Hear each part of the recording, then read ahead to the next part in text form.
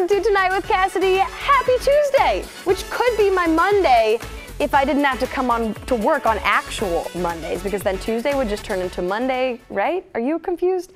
Let me explain. By this time in the day, you've probably seen this article. It's been all over the internet. The headline on KGW.com says that Microsoft tested a 4-day work week and productivity jumped 40%. You can read along while I stand and tell you about it. So basically, Microsoft Japan conducted an experiment for a whole month, giving its entire workforce of 2,300 people Friday off.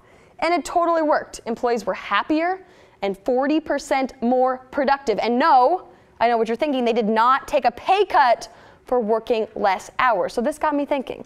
I asked you guys, what night of the week could we maybe, just get rid of Tonight with Cassidy so that me and producer Christian can have a 4-day work week, 3-day weekend? Only one of you would apparently be sad that you didn't get to see me that one day of the week. Thank you so much, Janet, but she did follow it up saying, go ahead and take Friday off. That way you can celebrate the weekend early. I love that idea. Scott agrees. Friday would be the best day. Joey says he hates the Monday, so that would get rid of Monday. But yeah, as someone responded in the comments, that just means Tuesday's Monday. Dakota has an interesting idea.